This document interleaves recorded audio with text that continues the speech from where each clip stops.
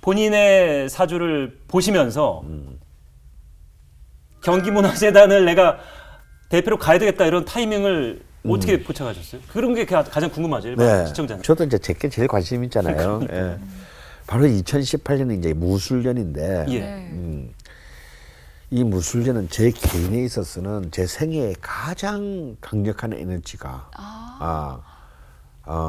발휘되는 해. 그걸 인지하고 계셨어요? 물론이죠.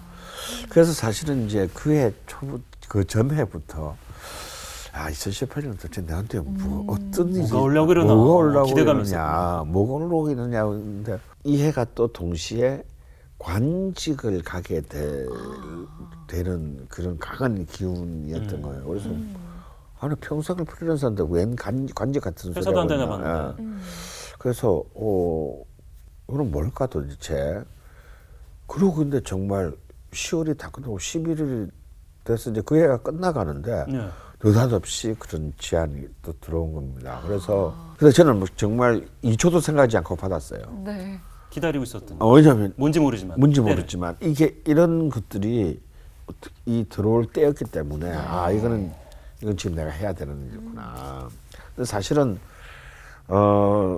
고민이 안 됐던 건 아닙니다. 왜냐하면 뭐 저를 아마 그 임명한 분도 고민하셨겠지만 평생을 이 날라리로 살았는데 과연 이런 그 문화재단이라면 많은 사람들을 또 앞에서 이끌어야 되고 이런 책임이 있는 자리. 루틴한 거의 공무원에 가까운 이런 하는 게 쉽겠는가라는 뭐 상당히 의심이 있을 수 있죠. 저도 저를 의심하는데. 근데 또 이걸 벌써 한 1년만 하다 보니까요. 저 속에는 또 저도 모르는 면이 있더라고요. 생각보다 제가 공익적인 인간이라는 것을 좀 확인하게 돼요. 왜냐면 저희들은 다 이렇게 공적 자금을 쓰잖아요. 근데 뭔가 저희들은 뭐 1년에도 막 거의 500개가 넘는 사업을 하는데 다 모든 게 다 좋은 성과가 있을 리가 없죠. 대부분 이렇게 그런 성과를 보면 내 돈처럼 아까워요. 이걸 좀 더 효율적인 곳에 쓰셔야 했는데. 그리고 이건 뭐 제 자랑 같습니다만 저희 재단은 또 똑같이 산하기관이니까 경영평가라는 걸 받아요. 근데 지난 12년간 A를 받아본 적이 없대요. 왜냐면 취임 전에 강원 대표가 취임하기 전에는 왜 그럴 수밖에 없는 게 저희들은 민원이 너무 많아요. 문화재단에 어떤 민원? 왜냐하면 우리는 예술가들한테 돈을 나눠줘야 되는데 왜 우리는 안 줘? 뭐 이런 것들. 그렇죠. 왜냐하면 다 줄 수가 없으니까. 우리가 보조 안 해줘. 우리도 필요한데. 그러면 그 지원을 못 받은 쪽에서는 심사의 공정성이 뭐 문제가 있다. 뭐 늘 이런 이제 컴플레인들이 많기 때문에 그게 이제 늘 우리 이미지를 이제 점수를 깎아 먹어가지고 절대 A를 받을 수가 없는데 절대는 아니지만 하여튼 받기 굉장히 힘든데 글쎄 무려 12년 만에 A를 받았고요. 그 CEO 평가에서도 A를 받았습니다. 자랑할 만한데요? 그래서 이건 뭐 플랜카드를 걸만한 일이죠, 옛날 같으면. 네, 오늘 이렇게 이름표 달고 나오셨잖아요. 네. 그 경기문화재단에서 추진하는 대표적인 좀 문화예술 사업에 대해서 좀 소개해 주시면 좋을 것 같습니다. 특히 이제 올해는 너무 많은 계획들이 밀렸어요. 일이 2배가 됐어요.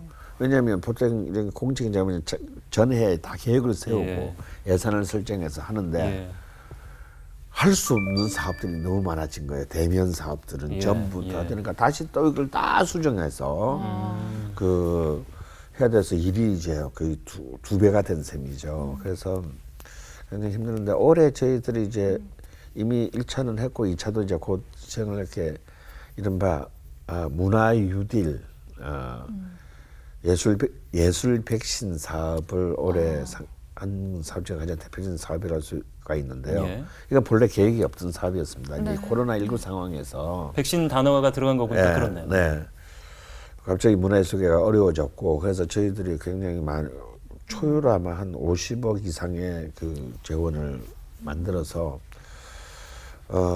단순히 그냥 예술가한테 단순을 지원하는 것이 아니라 이제 이 지원 과정을 통해서 앞으로 이게 일년이 있다 끝날 게 아니고 앞으로 계속해서 지속될 거라면 우리의 이 문화예술의 생태계가 어떤 대응 체계를 만들면서 살아남아야 할 것인가를 고민해야 되지 않습니까? 글자 그대로 이렇게 일종의 구술성 사업. 지금 당장 급하니까. 구제. 구제 구술성 사업으로 100만 원의 기적이라는 이름으로. 그러니까 나는 예술가라는 것을 스스로 증명하고 내가 이런 활동하겠다는 걸 내면 심사 없이 무조건 오, 예. 지원해주고 예. 그것을 완료했다라는 증명을 주면 다시 나머지 100만 원을 더 드리는 거예요. 네. 왜냐하면 뭔 공부하고 심사하고 하다 보면 그냥 6개월 가는 거거든요. 그렇죠. 그래서 그 과정을 완전히 다 빼버리고 정말 힘들고 필요할 때 네. 즉시 지원을 했다는 점에서 좀 많은 좋은 평가를 받았습니다. 그리고 네. 두 번째는 뭐냐면 사실은 이것이 중요한데요. 특히 이제 이런 그 비대면 사회에서 제일 힘든 것이 무대를 바탕으로 하는 공연 예술 분야입니다. 네. 아예 할 수가 극장의 문을 닫아 버렸습니다. 현장에서 펼쳐야 되는 것들은 어렵죠. 그래서 저는 그때 그런 걸 생각했습니다. 영화에서 그 드라이브인 시어터를 네. 가지고 아예 공연을 이렇게 영화처럼 하면 어떨까? 자기 차를 몰고 와서 들을 수 있는 공연. 네. 야외 무대에서 이렇게 하면 되니까. 예, 그래서 근데 이게 이제 좀 문제가 있긴 있어요. 이제 이 차 에어컨을 틀어놓고 이러면 이제 공회전을 하는 환경오염 문제가 사실은 있습니다. 네.